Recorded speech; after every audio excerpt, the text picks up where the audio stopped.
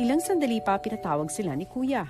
Housemates, Yeah. sa inyong apat na natitira sa aking bahay, may isa pa kayong hamon na kailangan yung pagdaanan.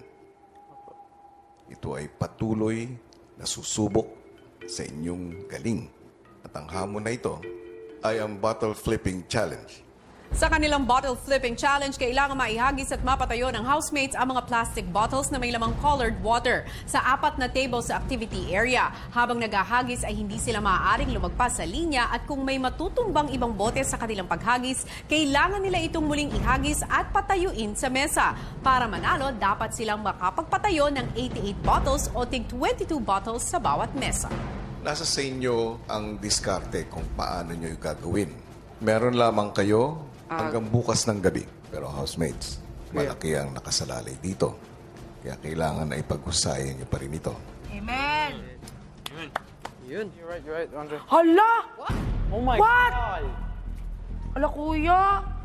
Sobrang layo. Ooh, that is far. Malayo pala po yung pagtatapunan. Pero game pa rin po. So I'm thinking determine who's better at the back. And Tingnan natin kung sino mas magaling sa Yeah, malayo, fine. sino mas magaling sa malapit. Sige, sure. Tapos, when we figure that out, we start with the back lung. Yes, yes, yes. Simulan natin sa malayo. Because it's very Bago. hard to start here. Yeah. I think can I put mini here? Yeah. You wanna line them up here? Like all of them? That's Can. Oh, true. Strategy, definitely.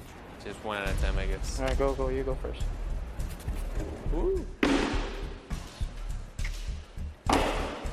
That was nice. Oh, Lord.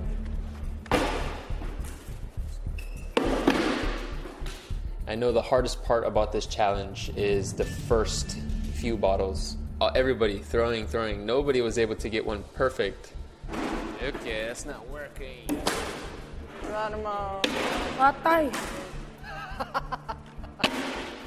Whoa! One!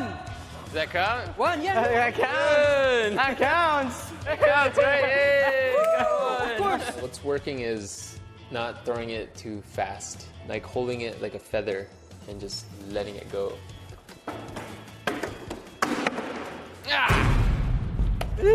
There goes the one bottle.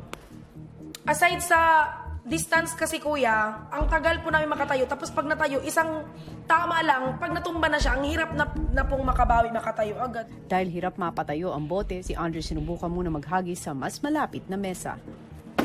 What? Hala. That was close. Mahirap sa akin. Hindi ko lubos sa kalain din, kuya, na ganun ka-challenge yung magaganap na bottle flipping.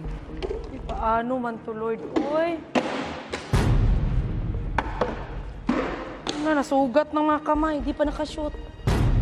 Gawa mo na ito ng strategy. Another. Kasi di talaga nag-work yung ganyan isa-isa. Kahit ubusin pati isang araw ng tapon. Ano kaya magandang strategy?